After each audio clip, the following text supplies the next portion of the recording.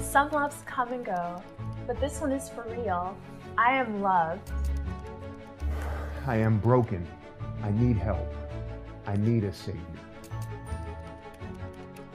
Jesus, give me the power to change. No more excuses, Lord. I confess I have sinned. Jesus, I am yours. Jesus, I accept your offer of salvation. Thank you. Jesus, I love you and I want to obey you. I can't believe it. I'm growing in Jesus. Jesus, I will be your hand and I will be at your service. Thank you for the love letters.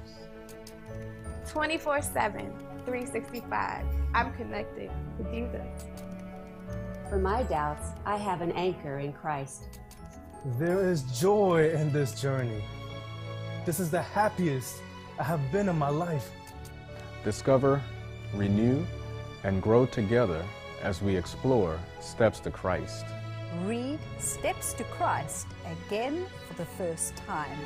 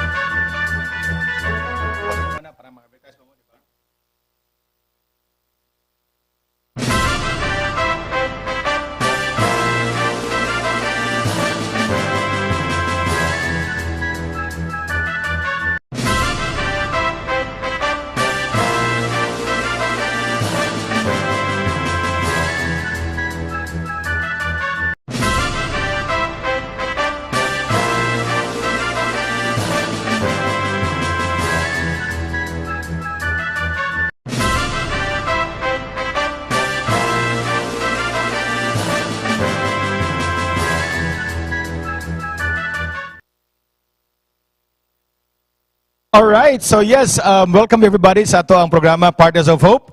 We are live diya sa ato ang local antenna, Channel 25. O live usab kita diya sa ato ang Jade para sa cable TV, Channel 17. O of course, we are also live on YouTube. Panimbaya sa Kabuntagon, live puta diya sa ato ang Facebook. So karon Kabuntagon mga kahigalaan, naatay maayo kay nga bisita og naatay pagaistoryahan nga mga manindot nga mga butang. And we are so fortunate no nga we are being visited by one of our kanang leaders din sa ato ang region. And most importantly, we are here live nga dagantang may baluan karong Kabuntagon mga higala. So without further ado, I would like to introduce to you our visitor this morning, Tony. B. Sugarol. He is OCD 10 Regional Director and RDRRMC Northern Mindanao Chairperson. Good morning, sir. How are you doing today? Good morning, Idan. Okay naman tayo ngayong umaga. Alright. Oy, magtagalog muna tayo, no? Sorry kayo. Pwedeng, pwede Bisaya, English. Alright. Restriction. That's for, sir, itong mic, sir. Okay. Good morning, Idan. Good morning, sir. And how's your day going on? Okay naman tayo ngayon. Okay ang panahon. Okay ang panahon. So, okay tayo. Alright. So again, sir, we would like to thank you for coming here, and we are so happy that you have graced our invitation. So, sir, let's go right to sa dili pa dito magsugod, sir, ato sa daning ipakita kung unsa bagyud kini ang Office of the Civil Defense. Atong ipakita ato ang video.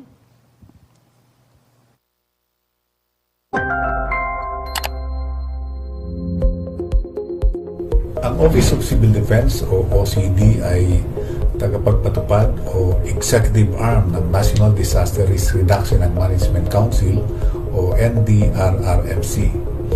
Misyon nito ang pangasiwaan ang mga programang tanggulang sibil at disaster risk reduction and management ng ating bansa. Isinasakutuparan ang misyon ito sa pamamagitan ng pagpapaunlad ng estratehiya, mga paraan at hakbang upang maiwasan o mabawasan ang posibleng pagkakaroon ng kalamidad.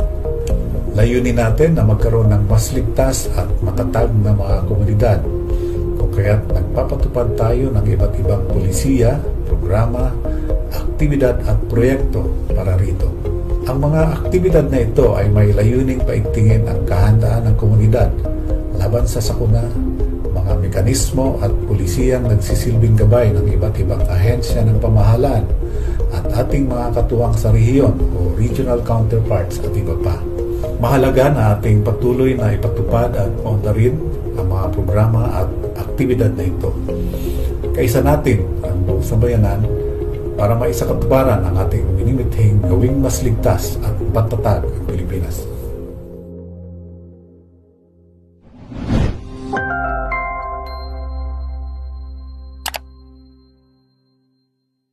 Again, welcome back sa ato Partners of Hope. Again, we have our visitor, our Director, Tony Sugarol. So, sir, what is OCD's primary function in this nation, sir?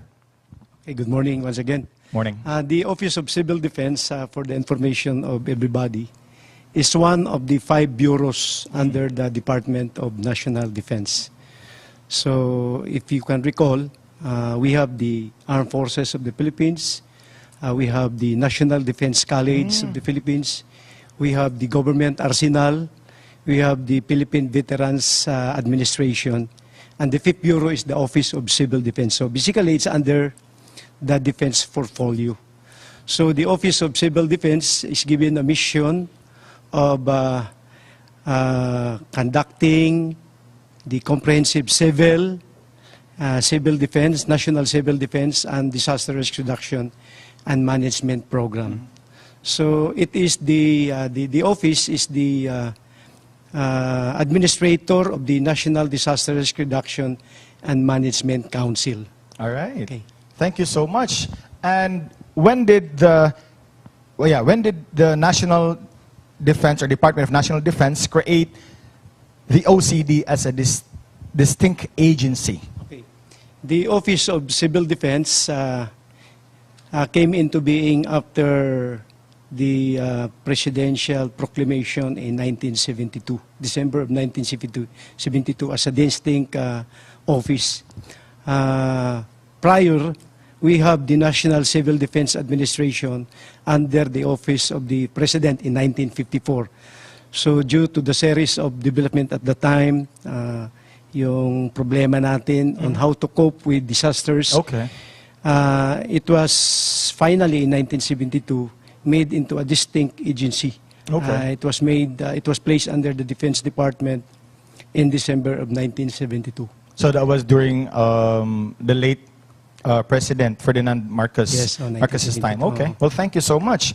When did the OCD become the National Disaster Coordinating Council's executive branch and secretariat, sir? Okay.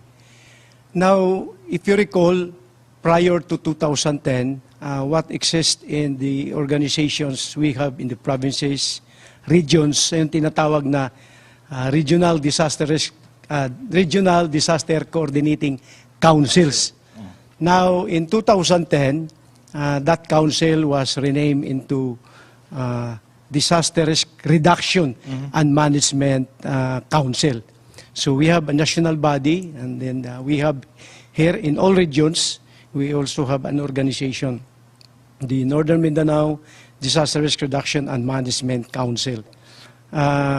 Ang napaka-importante dito is prior to the DRRM, Disaster Risk Reduction and Management Council, ang naging focus kasi dati natin, ever so focus on the response. Parang nagre-respond lang tayo. Now, ang nangyari noong 2010, especially nung nagkaroon ng Republic Act, nagkaroon tayo ng Republic Act in 2010, the creation of the Disaster Risk Reduction and Management Council, na nagiging, we shifted from being a response agency, but rather we consider everything, no? Yung prevention mitigation. Yeah. Oo. In fact, itong ating Disaster Risk Reduction and Management Council, it's not only solely focused sa response. The whole scheme of things is divided into 4 areas. Meron tayong tinatawag na disaster prevention and mitigation. So instead na mag-focus lang tayo sa response, we look into how we can prevent. Yes. No? Okay. So meron tayong prevention and mitigation. Prevention is better than cure. Yeah. Oh. We have 4 thematic areas now. Okay. 4 thematic areas. So as I mentioned, meron tayong disaster prevention and mitigation. That's one thematic area.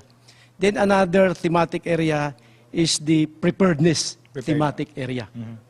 Then saka pa lang yung response thematic area. And then the 4th area, thematic area, is the rehabilitation and recovery thematic area. Okay. So this is a very comprehensive undertaking now. Yeah. Unlike before, na we just respond if there is a calamity. A calamity, yes. Yun. So kadalasan gano'n na. So nagamit na siya itong typhoon, Yolanda. Yeah. Kaya dito mo ko sa panahon na, I mean, after 2 weeks dito ko, so naging mga automatic na mga responses from the government ba. So maayo kayo.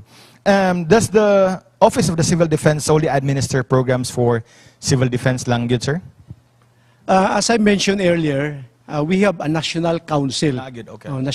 National Disaster Risk Reduction and Management Council. So since it is a council, it involves the cooperation, synchronization of activities of the different machineries of the government. In fact, when I go back to my previous explanation, yung 4 na thematic areas, yung sinabi ko kanina, each of this thematic area, they are given to a specific office. Like for example, the prevention and mitigation. It is being headed by the Department of Science and Technology. Alam mo naman sa DOST, no? Yes. Kaya research. Nandyan yung PhilBolks. Nandyan yung Pag-asa. Yes. So you can imagine, we do not only respond, but we predict. Forecast. Yeah, forecast. We look at the risks that are involved. So sa preparedness, that thematic area is being headed by the Department of Interior and Local Government. The ILG, okay. Now, the 3rd thematic area, which is response, and the response, nagiging na to ngayon, response and early recovery thematic area. It is being headed by one of our largest agencies, itong Department of Social Welfare. DSWD. Okay. Yes. And itong rehabilitation and recovery, yes, it is being headed by the NEDA. National Economic Development Authority. Kasi if you can recall, yung meron tayong typhoon Odette, yung medyo malakas-lakas na bumisita dito sa atin sa Region 10, yung immediately after that, nagkaroon tayo ng rehabilitation and recovery. Now, it was the NEDA Region 10 who spearheaded the recovery and rehabilitation plans, the preparation of those plans. Maayo kayo no kay nakig-coordinate gyud ba sa bisan unsa bitong agency sa atong gobyerno? Yes, we have a very good a working council Okay. At the national level and even here in the region sa Northern Mindanao. Wow, that's really good. Ang tawag sa atin dito is Regional Disaster Risk Reduction and Management Council, Northern Mindanao. Okay. And na-mention mo kanina na comprehensive dahil halos lahat yata na agencies are being made part in this organization. Kasama nandiyan dyan yung ating local government units. No? Now, if I may mention, Idan, under the response and early recovery thematic area, we have several clusters na ito yung mga nagtulong-tulong. The clusters, like for example, in that response and early recovery thematic area, nandyan yung ating search, rescue, and retrieval cluster. So it's a cluster. Okay. It is being headed by the Armed Forces of the Philippines kasi preponderance of equipment na kailanganin natin kompleto sila during calamities ay nandyan sa ating armed forces. Okay. So, we have a very active search and rescue and retrieval cluster dito sa Northern Mindanao. Okay. Well, thank you so much. Thank you so much for that, sir. I think dagantang mga kaigalaano nga nakasabot na gid kung unsay mga function nila sa naay mga calamity nga may tabot sa tuwa. So, dili lang day kay sila ang gabuhat, daghan po day kay tay mga ahensya sa gobyerno nga magtabang para sa kalambuan sa atong nasod. Yes. And sir, as we all know, OCD operates 24/7, acting as the nerve center for alert and monitoring. What are the difficult tasks that OCD engages in during that lengthy day? I understand naka-mention kag about katong recovery and all that. Ano sa may laing nga mga tasks ninyo, sir? So, it's good na pangutana ni mo na Idan because we would like to inform, no? Inform our residents here in Northern Mindanao, our general population, na itong ahensya ng gobyerno na ito, we are open 24/7. Oh, okay. Precisely because we have an operation center. Ito ay ang ating, kasi kailangan meron tayong alert and warning operation center na mayroon tayong hook up sa PhilBulks, sa Pag-asa, no? So that lahat na informasyon na makukuha natin, we can send it immediately sa ating local government units. Okay, so kung na-update ito ang PhilBulks, asa ka ng PhilBulks diya sa Malasag ba na? Yes, we have the office of under yan sa DOST. Oh, okay, in Malasag, and then we have the Pag-asa in El Salvador. So automatic pag feeling nila nga murag pag ma-forecast nila nga medyo na may mga activities nga dili maayo, so they will contact you and you will disseminate information. Wow. Other than that, we have the Mines and Geoscience Bureau under the DENR. DENR, okay. Kasi sa pagkakaroon magud uso kayo ang flooding. Yes, at indeed. Itong MGB bago pa lang makaabot yung bagyo, they can plot already the path of that typhoon, for example. And makapadala kita og mga warning kung asa itong mga asa gali ng mga lugar, most probably moagi gyud ang tubig. So importante diya sa gawas sa PhilBulks, Pag-asa, yung MGB ng ating DENR. So ito yung ating mga suki na hindi rin natutulog. Mga amigo. Yes. Okay. And because we have a 24-hour operation center, kadalasan pag meron talagang nakikitang for example LPA, no? Low pressure area. Okay. Malayo pa lang yung aming opisina, nagpapatawag kami ng tinatawag namin PEDRA, Pre-Disaster Risk Assessment. So yung yung tatlong ahensya na sinasabi ko, nagbibigay sila ng latest information that are being captured in the respective offices. Kasama namin dyan yung ating mga local disaster risk reduction and management offices. Especially itong mga lugar na most probably maigo o madaanan sa bagyo. Okay. We have a very wide network. So wag ituluga inyong trabaho, sir? Inaanag yun basta na ay depletion, okay. na ay report sa low pressure area. Okay. Thank you so much. We have this so-called Incident Command Center, one of the flagship programs of OCD.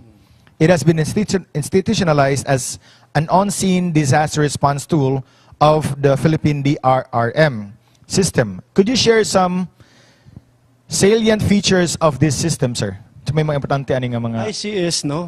For the information, itong ICS or Incident Command System, it is an on-scene management system on-scene disaster management system that we have copied from the United States. Okay.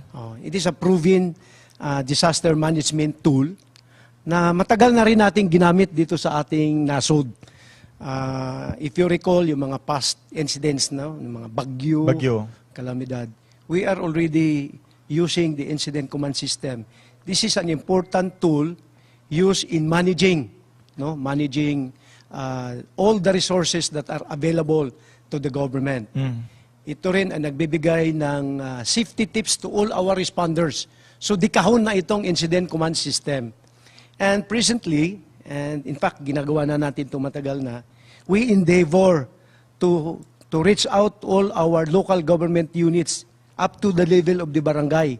Na katong ilang mga personnel na involved sa disaster risk reduction and management activities will become familiar dito sa incident command system. Okay. So parang second nature na silang muak, no?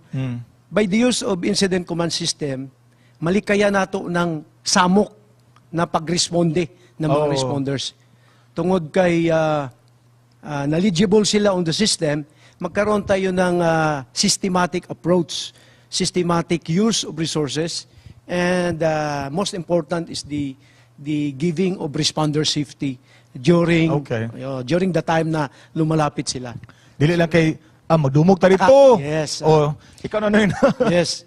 Prior to the use of the incident command system, we have some incidents, unfortunate incidents, na kung saan kinaiya magud natong mga Pilipino nga mutabang dayon. Yes. So doon ay mga incidents before na without using the incident command system, nagkaroon ng very chaotic approach. So dili makontrol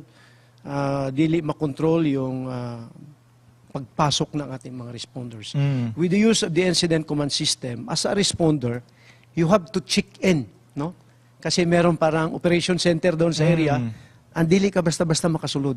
You have to check in. Mapahibalo ka nga. Yes. Okay. And you have to acknowledge that they will be needing your capabilities and equipment. So dili gapataka ang atong mga responders. So tungod ana, maingon nato nga organized, systematic and synchronized yung movements ng ating mga responders. So for example, dili lang kay naigipangita dia search and rescue. Yes. Tanan mo manglangoy, wala na noy magbantay dito basig na unsa na ka dito noon. Yes. Okay. And the Office of Civil Defense continues to reach out to all our local government units to enhance their existing knowledge on incident command system. Okay. Well, thank you. I understand sir nga natubag na nimo ganina, but we just like to have some clarifications. Who are your partner agencies in formulating plans, protocols, policies on OCDs, operational activities, and response initiatives? As I mentioned kanina, in the response and early recovery thematic area, we have different 14 clusters dyan. There are 14 clusters. Ang nasulti lang na ako sa imo yung search, rescue, and retrieval. So search, rescue, and retrieval, it is being headed by the Armed Forces of the Philippines. Okay. Precisely because they have the preponderance of equipment. No? Nasa aeroplano, trucks that are capable of going to the mountains. So, kasama sa Armed Forces, of course, yung Bureau of Fire and Protection, yung Philippine National Police, yung ating Philippine Coast Guard. So, in its clusters, nandoon yung mga membro na mayroong pakialam doon sa senaryo. In fact, for example, sa Department of Social Welfare and Development, siya na ang head sa response cluster, but under the, siya na ang head ng response and early recovery thematic area, siya din ang cluster head ng food and non-food items. So we have the Department of Social Welfare and Development na nakipagtulungan din sa local government units, sa Department of Agriculture. So daghan, no? It is when we respond to an emergency, to a calamity, to a disaster, it is always a whole of nation, whole of government approach. Bisan pa man, now we emphasize that in every undertaking, in every disaster, ay laban ng mga local government chief, local chief executive, no? Mayor. Laban nila yan. But the national government agencies are there to support, to help. Okay. Nice kayo na paminaw, sir, nung dili nanday kay ang local government bitaw magbaguod sa maong nga mga sitwasyon o sa pagsulbad, pati po ang national government mutabang gyud ay pinaagi sa kanimong Office of the Civil Defense. Thank you so much. And before we go to our Faith of the Nation, we would like to ask one question before we go through that. What are the criteria and procedures of enlistment of accredited community disaster volunteers, National Service Reserve Corps, CSD, and private sector? So, unsa kay lang mga pamaagi na, sir? Mayo kay mo nang napangutana. Yes. Kay base natin mga interesado diyan nga accreditation of the volunteer rescue organizations are being done at the level of the local government unit. Murag inganani ba for example, province of Misamis Oriental. So, as a province, especially if you are a first or second class municipality, you already have your existing capabilities, resources, because 5% of your IRA is devoted to disaster risk reduction and management. So it is an accepted fact na its local government unit have already their own capabilities, personnel, equipment, and machineries. But it is also a fact that those capabilities and equipment, machineries, and personnel may not be enough during the time of disaster. So, sa wala disaster, the local government units, all local government units, are given the authority to accredit volunteer organizations. Especially those volunteer organizations na ang kapabilidad nila ay wala doon sa kanyang sa kanyang toolkit. Para dili mag-duplicate. Kung for example, kulang siya mga for example, mga doctors, no? Yes. So meron lang tayong mga volunteer doctors. For example, yung mga mountaineers.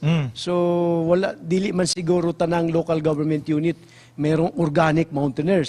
So kung doon naman galing panginahanglan, the local government unit can accredit this.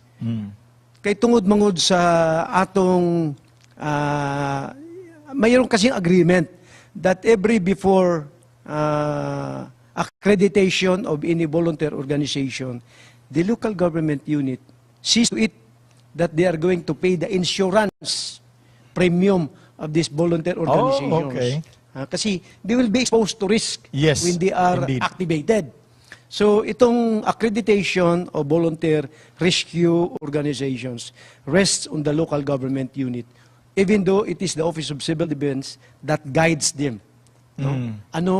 Ano yung mga capabilities na dapat kasama ninyo sa inyong local government capabilities. All right. Well, we actually have a pretty interesting topic no nga maayo kayo sir nga naa din sa mo karon. Sa dili pa ta magpadayon sa pagdiscuss og some more things on how OCD impacts us. Maminaw sa ta sa tong Faith of the Nation with Pastor Elvin Salarda. Sa tanan nato nga mga kapaglaom nga nagsunod sa ato nga programa karon. Yes, we are now on Faith of the Nation. Og ato kining gipasantop, actually gipasalamatan gyud nato ang pagbisita ni Director Antonio Sogarol sa OCD, sa Department of Civil Defense. Mo ba? I was also privileged some time ago to work with Ma'am Giselle from the OCD dito sa Cotabato City in partnership with General Subihana. General Subihana at the time was the Western Command in Zamboanga City, that we work for a medical outreach in Mapon and Turtle Islands. So sakay mi sa Navy boat with the Sulads and some of our church leaders to serve the people of the island of Mapon and the Turtle Island. And as we see the presentation, information that we have heard from our very good Director Sugarol of the OCD, at makita din nga ang iyang department din doon ay kayo because it has a program for prevention, mitigation, reduction, management, and response to a crisis situation. So nindot kayo nga programa. And as a church, it is also our responsibility that we should submit to government agencies we have to work out together with the government agencies, with our government, para nga ma-implement ang maayong nga programa sa government nga mahimo ni siya nga ma-serve you dito sa community. Now, as a Seventh-day Adventist, we are reminded in Titus chapter 2, verse 1 and 2, that we should submit to rulers and authorities.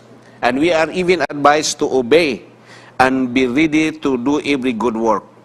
And we have also text from Mark chapter 12, verse 17, to pay to Caesar the things that are Caesar's, and to God the things that are God. So, ang church, doon na yun siya ay moral responsibility, doon na siya ay civic responsibility, nga iyahang obligasyon, nga iyahang nga buhaton sa community. Now, in Romans chapter 13, 1-3, again, we are told to submit to authorities. And I would like to refer this to government authorities.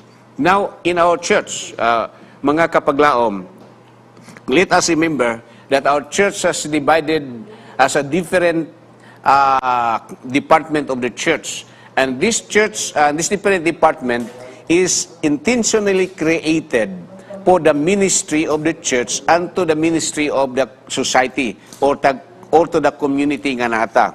Remember, in our church, we have the women's department. And this department of the church that we are looking to the ministries that we can do to help our women and also to reach out to the women in the community. While I was working as previously administrator or president of Zamboanga Peninsula Mission, we have the women's ministry. We tap with the government, and by tapping the government, we have the program for mga kababainan bitaw nga mura og wala nahatagan og pagtagad sa community. We have that program. We even call for a municipal program about BAUSI, the rights of women and children. So we have that. And we have also Department of Welfare sa Seventh-day Adventist Church. And during calamities, we respond. We have the ADRA. We have to, we have to give mga goods nga atong ikatabang. But now I'm happy that we have the agency in the government that we can tap, nga we can join with them. Nga, okay, kay we have learned nga dili lang automatic di ay nga mo response ta sa emergencies. We have to go to this certain office of the government so that nga maka-full in line ta og unsa nga to angay nga buhaton. Because we know for a fact sa DSWD nga dili na pwede nga automatically mo response ka. We have to give time to the people, mga victim, mga tao to be resourceful, how to address their situation. Then later on we come in. So we have also the health department of the church. That is why we have medical outreach director. We have worked with General Subihana and Ma'am Giselle of the OCD in Cotabato to have a medical outreach. So we have this department in the government that we can tap, and we have this department in our church that we can work together. So, brethren, those in charge of the different department of the church, we can work out with the government so that we can help our government to do the services o mahimo patang dako nga katabang. We have the youth department. Of course, ang youth department, dako ni sa pod nga department sa itong church. If we can tap also the youth department of the government. So, we can work hand in hand. And we have the chaplain ministries of the church.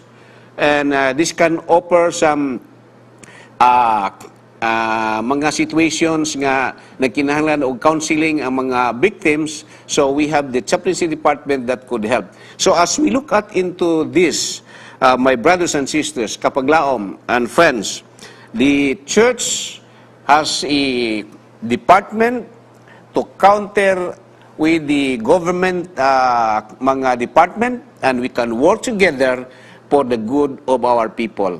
So with this, I assume that we in the church and also with the government, we can work hand in hand together for our people.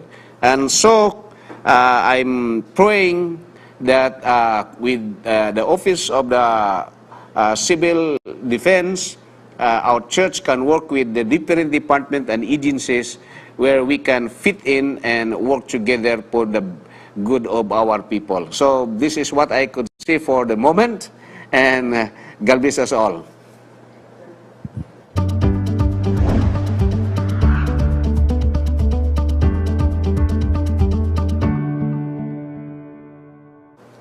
All right, welcome back to Partners of Hope. Thank you so much, Pastor Elvin Salarda, for enlightening us what connects us diya sa ato ang Bible. All right, thank you so much. And again, kita po mga Adventists, we have this what we call, aside sa ADRA, we have this local community group nga serve po sa ato ang mga katawhan. We call it ACS, or Adventist Community Services. So thank you so much again for letting us, Pastor.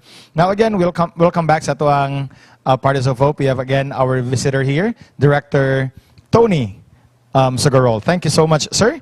Another question that I have for you, sir. In terms of mining, what influence does OCD have on the mining sectors, given the hazards and opportunities it creates for people and the environment? I know naka-mention ka kanina about mining industry, so yeah.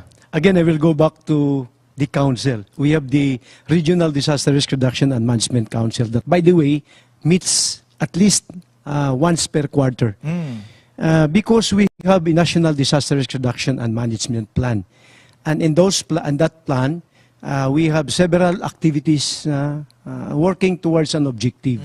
And our organization involves most of the, in fact, I think all government agencies dito sa ating region. So one of these is the Department of Environment and Natural Resources. So we have a very close collaboration with that department. And we have what we call the Climate Change Adaptation Program of the Climate Change Commission of our country. And the Department of Environment and Natural Resources is given the primary mandate in the implementation of activities and programs and the climate change adaptation dito sa ating bansa. So, we are one, kasama kami sa DNR, even though it is the DNR, given the primary function on CCA. So, we always discuss about it and we keep tabs of what's going on, kung nagagawa ba natin yung different plans, programs, and activities under that thematic area kung saan kasama ang DNR. So, cover na doon yung ating CCA. Okay. So, I will tell you that napakalakas ang influensya ng ating Office of Civil Defense sa pagbabantay ng ating environment. Okay. Because we work closely with the DNR, and DNR is an integral part of the council. Yes. Dito sa region and even at the national. All right, thank you so much. Now, during the election season, I know we just recently concluded it back in May. Why was OCD on red alert status that time? And also during the inauguration of PBBM, we have this joint tasks group on emergency preparedness for response. Who are the members of this? Okay. Hindi lang siguro alam ng ating mga kababayan dito sa Cagayan de Oro. When we celebrated a week ago the Fiesta of Cagayan, yes, I will tell you the City Disaster Risk Reduction and Management Office was very busy having this emergency preparedness and response services. So, pag mga big event, like for example, kagaya nung sinasabi ko, Fiesta, yes, our Disaster Risk Reduction and Management Office prepared everything for any eventuality kung may mangyari. Okay. We establish incident management teams in all critical areas kung daan may mga program. So sa national, as you have mentioned, during election, yes, during the inauguration yes, of our current president, we created the Joint Task Force, and it is in line with our emergency preparedness and response services. Automatic yan siya pag merong mga big event na ginagawa sa ating bansa. Amo gyud ang responsible nga agency. And we work closely with the Search, Rescue, and Retrieval Cluster. Okay. Hindi lang natin napapansin kasi walang nangyari. Yes. Wala lang. Yeah. Chill lang sa. But they are there. We have incident management teams. We have standby responders. We have standby medical teams. Nandun lang sa paligid. Okay. So wala man talaga ampo nga na may tabo, yes, no? it is always like that. Pero naagin na siya, automatic Yes. na sa red alert, making As what sure. happened in Cagayan de Oro during Fiesta. Yes. And we gave our thanks to the City Disaster Risk Reduction and Management Office, headed by Nick Habagat, who is always on their toes doing their functions. Nice. Ang kamo ba na ang responsible, sir, sa katong, of course, atong ganing na sinatian man ni siya sa mga Cagayanon sa recently concluded na tong City Fiesta. Kamo ba to ang kanang agency nga nag-recommend sa NTC nga walaon sa kadyot ang Well, sinasabi ko nga kanina, everything that transpires sa local government unit is the call of the local chief executive. Okay, okay. So, it was part of their preparation. Part of the preparation. And we are all one in Okay. recommending for the type of activity. Okay. It was the call of the Nice. local It's good to know. What are the tasks and duties of the Office of the Civil Defense that most people are not aware of? Say, for example, ako, unsa ka inyong mga, aside sa ito yung mga ipangsulti, napabamulaan nga mga task nga dili kabalo ang tanan? Siguro, Kwan, if I recall, the past 2 years, 2020 and 21, it is these years na we were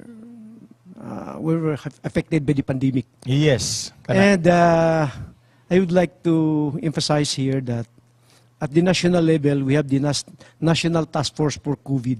Oh, okay. Dito naman sa region, we have Regional Task Force for COVID-19, kung saan the Office of Civil Defense chairs or was designated as the operating arm of that task force. Even though in that task force, we have the response cluster headed by the DOH. DOH, yes. And then the recovery headed by the NEDA again.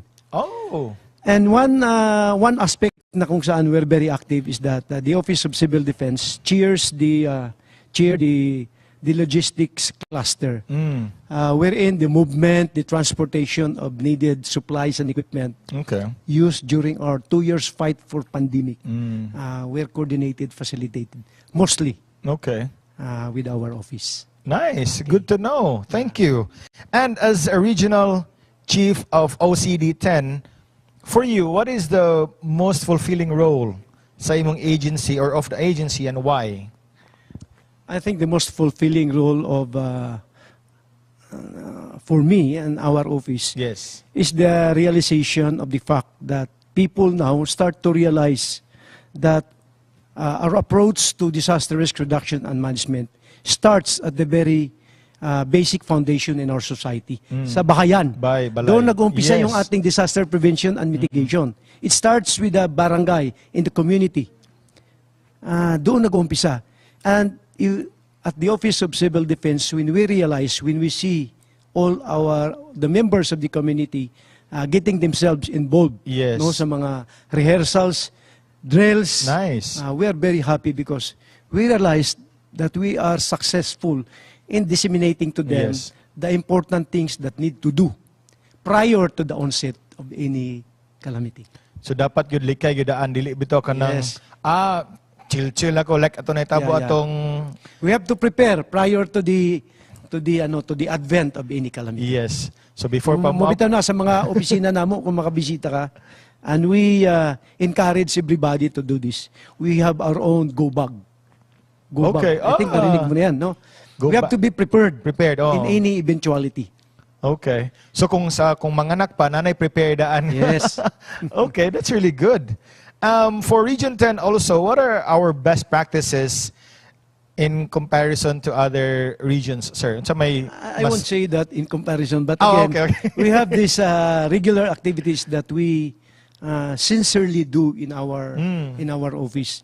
And we are happy to note that the members of the council, the Northern Mindanao Disaster Risk Reduction and Management Council, they are all unwavering in supporting the Office of Civil Defense do its task. We have a regular, as I mentioned, the Regional Disaster Risk Reduction and Management Council, regular. At kasama natin dyan yung ating local government units for the entire Northern Mindanao. And I would like to add, no? Meron tayong regular exercises conducted by the national. Like, for example, bukas.